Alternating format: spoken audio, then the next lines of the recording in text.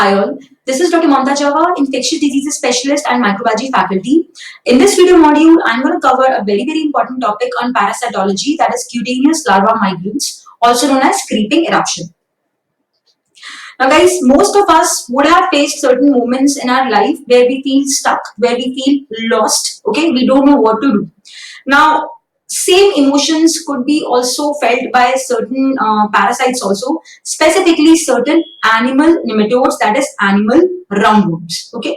In which case, what happens, the larvae of these animal nematodes, they come in contact with humans and then they get lost. Because as per their name, they are referred to as animal nematodes. They are supposed to be confined to certain animals only who are the residential areas of these nematodes. They are not supposed to come in contact with us. But when they do come in contact with us, they start migrating in our body, either in the skin or in the viscera, and their life cycle comes to a dead end. Okay, a dead end. So over here you can see a yellow colored creature. This is nothing but a larva belonging to such an animal nematode. Okay, so basically it is lost. And what exactly I'm referring to? I'm referring to the entity called as larva migrans. Okay, larva migrans is a clinical entity which is of two types, whereby the larvae belonging to certain animal nematodes, they migrate in human body where they are not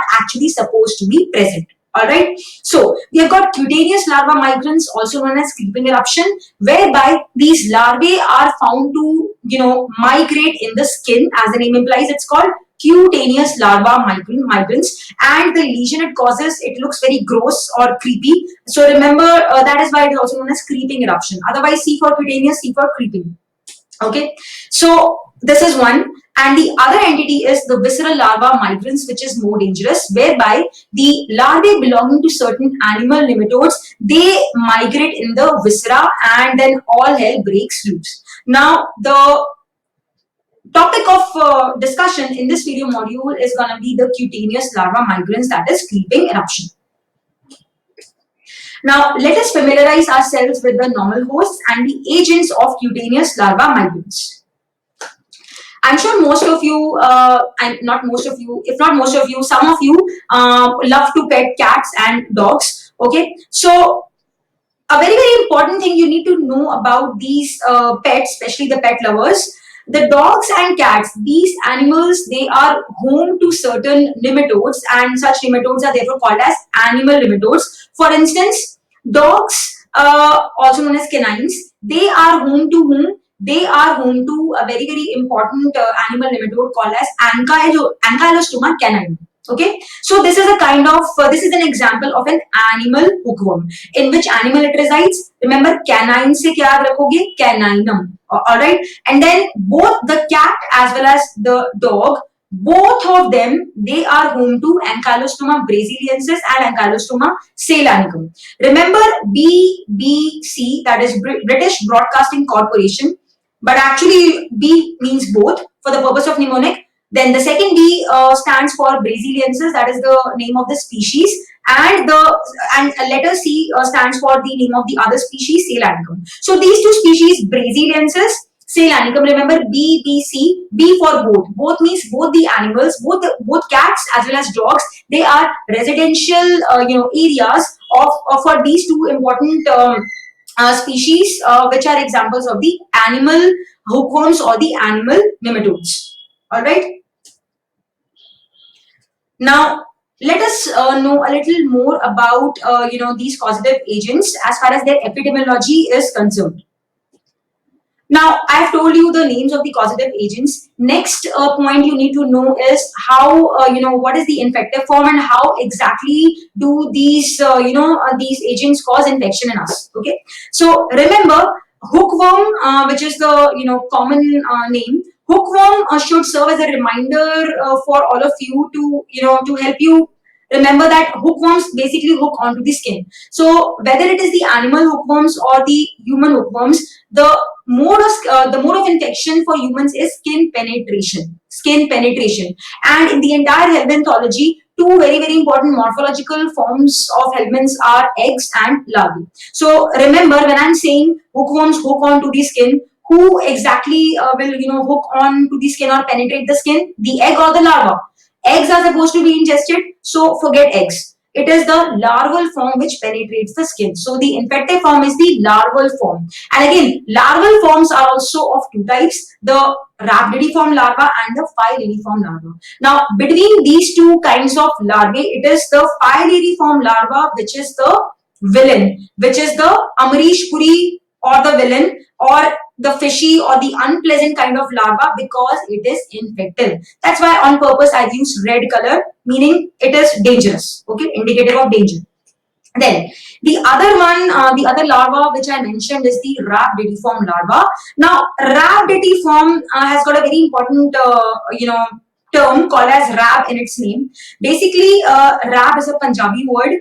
Rab, it is pronounced as rub, and rub means God. Okay, you must have heard that famous Bollywood song "Tujh Mein Rab Dikhta Hai." This is from the Shah Rukh Khan and Anushka star movie Rab Ne Bana Di Jodi. Okay, so rab means God, Paramatma, and God protects all of us.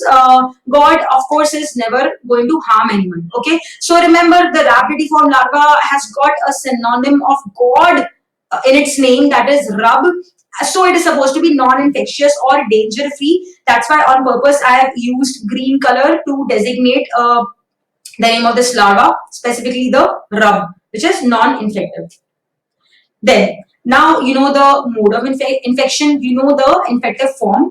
Now let us see where exactly these larvae can be found.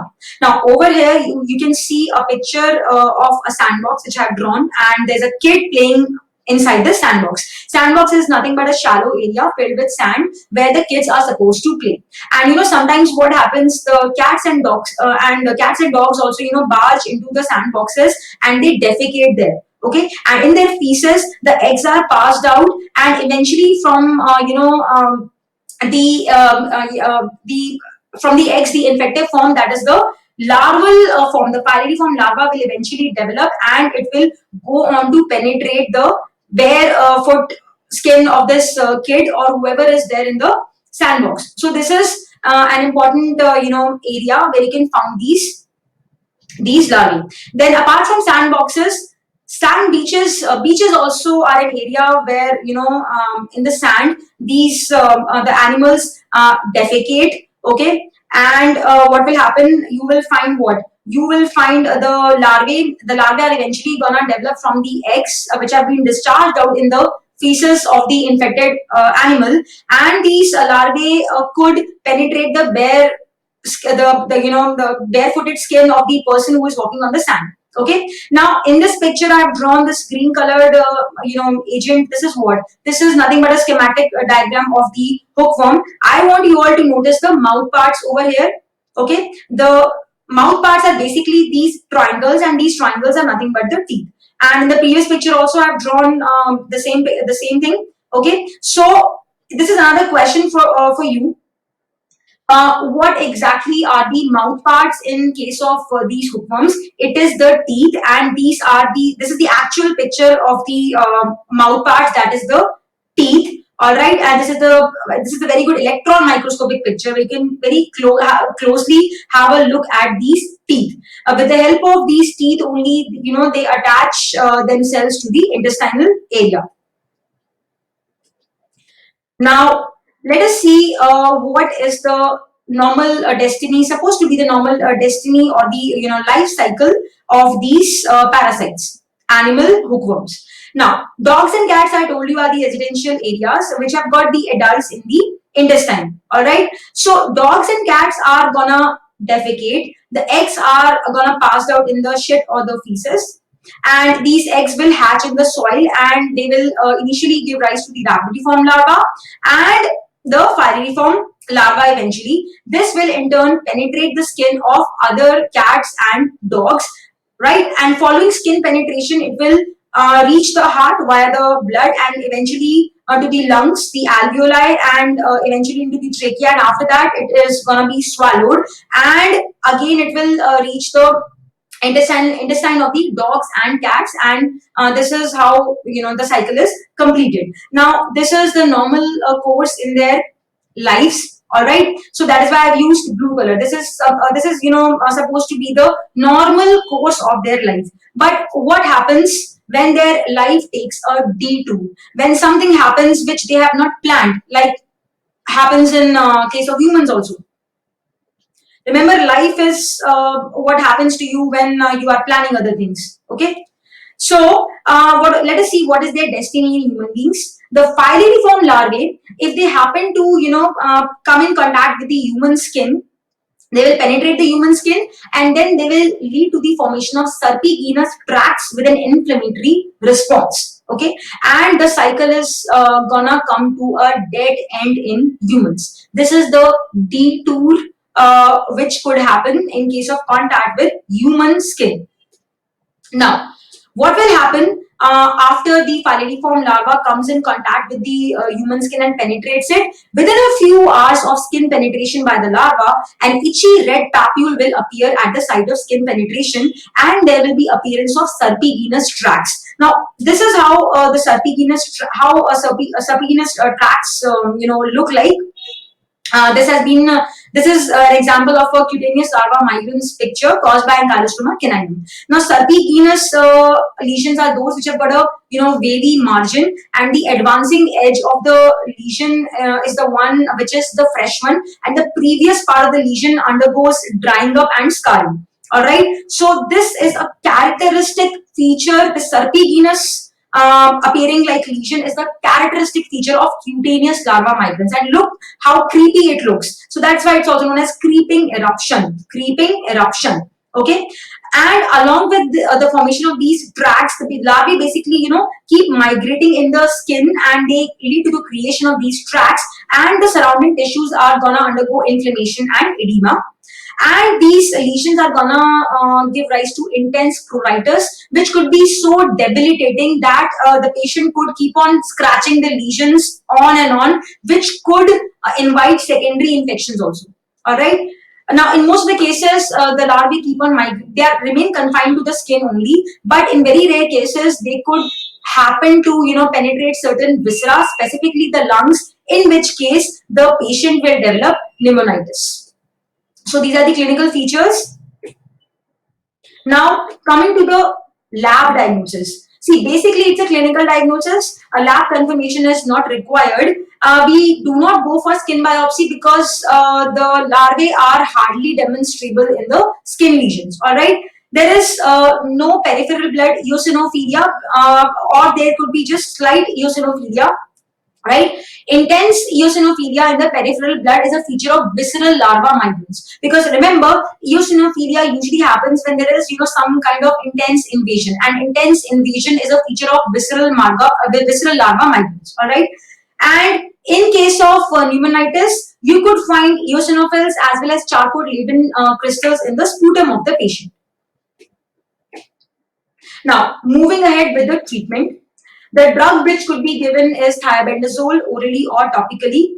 One option for treatment, if suppose the lesions are very, very debilitating for the patient, one option is freezing the advancing edge of the creeping eruption with ethyl chloride. Remember, I told you serpiginous lesions, their advancing area is the fresh one, and the previous area, it keeps on becoming dried up, and it eventually scars off. So that is why freezing the advancing edge with ethyl chloride is one option which the treating physician can go for.